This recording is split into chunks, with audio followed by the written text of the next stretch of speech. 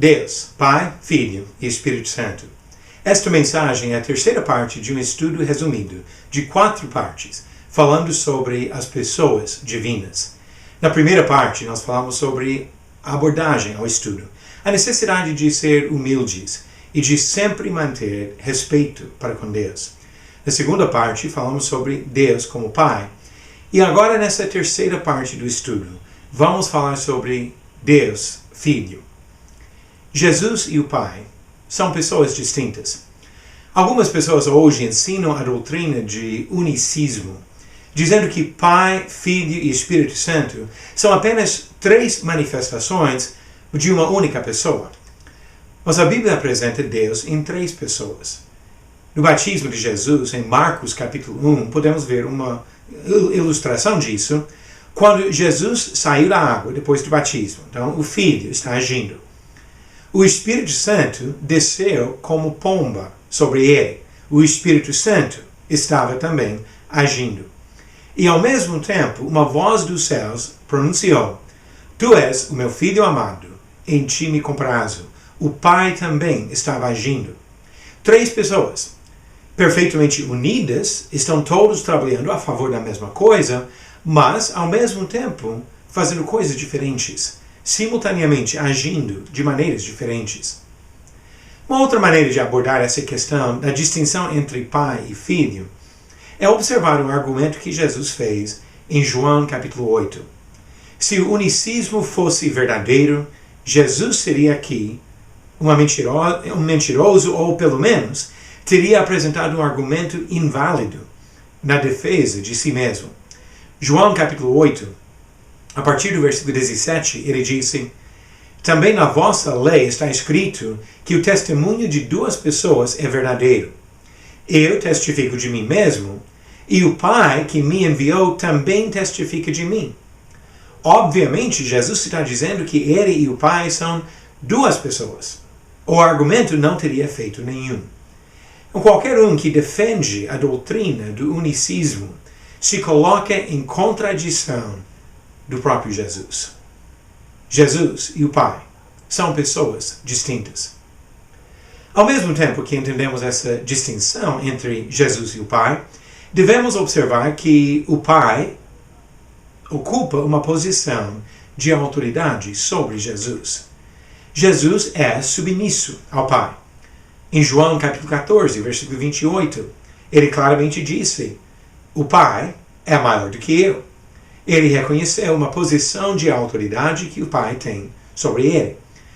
Isso fica evidente na maneira que Jesus ora em Mateus 26, onde ele disse no versículo 42, tornando a retirar-se, orou de novo, dizendo: Meu Pai, se não é possível passar de mim este cálice sem que eu beba, faça-se a tua vontade. Aqui ele coloca a vontade do Pai acima da sua própria vontade.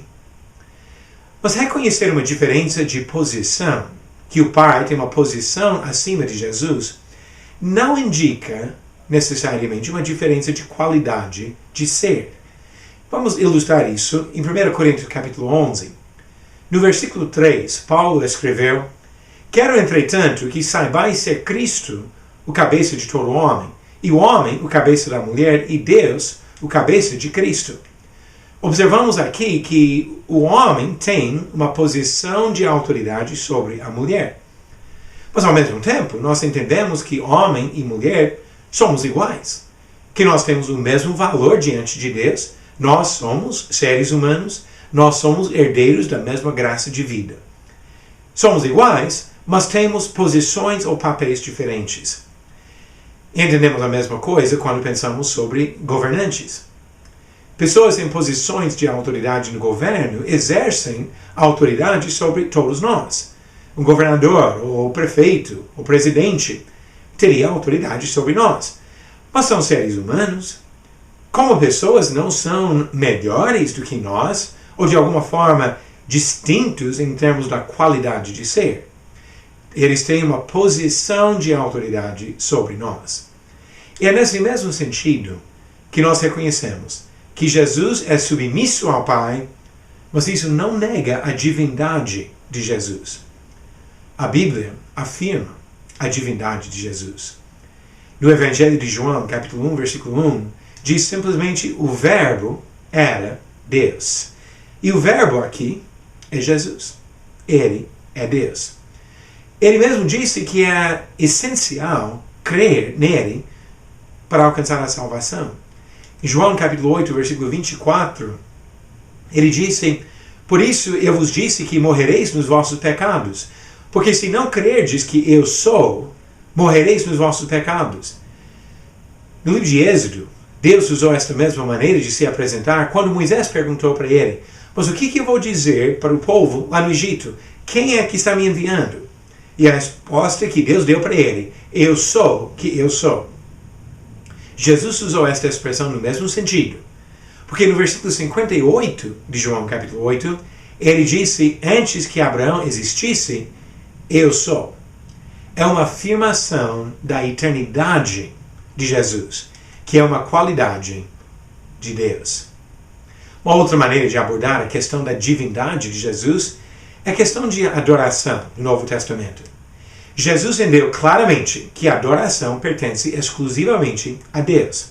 Ele disse, em Mateus 4, versículo 10, quando estava sendo tentado no deserto: retira-te, Satanás, porque está escrito: ao Senhor teu Deus adorarás e só a Ele darás culto. Algumas pessoas distorcem esse versículo para dizer que ele direcionou louvor e adoração somente ao Pai. Ele não disse isso. Ele disse que a adoração pertence exclusivamente ao Senhor Deus. Agora a questão é se Jesus é Deus. Alguns ensinam que Jesus era um homem perfeito, mas que não era Deus, o Eterno. Ou dizem que ele era um anjo que veio ao mundo na forma de homem. Se Jesus fosse qualquer criatura, seja homem, seja anjo, qualquer criatura e não o Criador, ele não teria direito de receber a adoração dos homens. Criaturas fiéis recusam a adoração dos homens. Atos capítulo 10 é um exemplo disso. Quando Cornélio recebeu na casa dele Pedro, o apóstolo, e Pedro começou a falar, mas quando ele chegou na casa, Cornélio se prostrou aos pés e adorou Pedro. Mas Pedro levantou, dizendo: ergue-te, que eu também sou homem. Pedro entendeu a diferença entre homem e Deus. A mesma coisa com o anjo, em Apocalipse 19, versículo 10. João disse: prostrei-me ante os seus pés para adorá-lo. Ele, porém, me disse: vem, não faças isso. Sou conservo teu e dos teus irmãos que mantêm o testemunho de Jesus. Adora a Deus. Deus merece adoração, mas o homem não. O anjo não. Agora, como que seria para Jesus? Se Jesus fosse um homem ou um anjo, qualquer criatura de Deus, ele teria que recusar a adoração dos homens. Mas o que encontramos nas Escrituras é exatamente ao contrário. Jesus aceitou a adoração dos homens. E assim ele afirmou a sua própria divindade. Mateus capítulo 8, versículos 2 e 3. E eis que um leproso, tendo se aproximado, adorou, dizendo: Senhor, se quiseres, podes purificar-me. Neste momento, Jesus poderia ter falado para ele: não faça isso, eu sou apenas homem. Eu sou apenas um anjo. Mas o que Jesus fez? Estendeu a mão e curou o homem e não recusou a adoração que o homem deu para ele. João capítulo 9. Quando Jesus havia curado o homem cego de nascença, esse homem depois chegou e falou: creio, Senhor, e o adorou. Prosseguiu Jesus: eu vim a este mundo para o juízo. Jesus poderia ter negado a adoração, negado a sua divindade, mas o que ele fez? Reforçou a conclusão do homem, dizendo que ele veio ao mundo.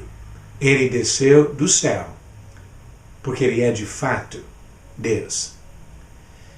Qualquer dúvida sobre a questão da divindade de Jesus pode ser apagada em Hebreus capítulo 1. Hebreus capítulo 1, versículo 6, diz: e novamente, ao introduzir o primogênito no mundo, diz: e todos os anjos de Deus o adorem. Deus mandou que os anjos adorassem Jesus. Por quê? Porque Jesus é Deus. Assim nós observamos como Deus afirmou a divindade de Jesus. Mas agora observamos mais uma coisa aqui, em Hebreus capítulo 1, que este capítulo, quando estudamos com um pouco mais de atenção, este capítulo serve para mostrar que Jesus é Yahweh, ou outras formas que às vezes pessoas usam, Javé ou Jeová. Na verdade, nós não temos a pronúncia certa deste nome. Mas o que eu quero mostrar é que essa palavra, ou nome, se aplica a Jesus. Tem pessoas hoje que dizem acreditar em Jeová, mas que negam a divindade de Jesus. Agora, se mostrar que Jesus é Jeová, qual alternativa que teria? Teria que adorar Jesus como Jeová. Olha o que diz Hebreus capítulo 1. Começando no versículo 8, há uma série de citações de profecias. Todas essas profecias falando sobre Jesus. O autor, inspirado pelo Espírito Santo, disse no versículo 8, mas acerca do Filho, e agora ele cita uma profecia, e mais uma profecia, ainda uma terceira profecia, todas estas falando acerca do Filho. Eu quero agora frisar a terceira dessas profecias, que vem de Salmo 102. Salmo 102, do versículo 25 ao 27, é exatamente a passagem citada aqui. No princípio, ou em tempos remotos, lançaste os fundamentos da terra. Agora, a pergunta é sobre para quem o salmista estava falando. E essa resposta vem em Salmo 102, quando percebemos que o salmista falou para o Senhor, ou seja, Yahweh, ou Jeová. Salmo 102, versículo 1. Na maioria das Bíblias diz, ouve Senhor, Senhor escrito em maiúsculas. Mesma coisa no versículo 12. Tu, porém, Senhor. Este Salmo 102 foi dirigido a Jesus Cristo, conforme diz Hebreus capítulo 1. Mas o Salmo em si diz que é para Jeová, ou Yahweh, ou Senhor. O que nós devemos concluir disso? Que Jesus é Yahweh. Jesus é Jeová, ou Javé. Jesus é o Senhor, Deus. E por isso merece adoração. A Bíblia claramente afirma a divindade de Jesus Cristo. Ele não é a mesma pessoa do Pai.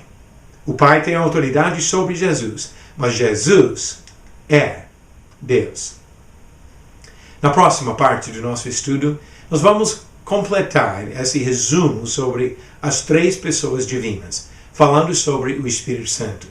Já temos falado sobre a necessidade de abordar o estudo com humildade, sobre Deus Pai e sobre Deus Filho.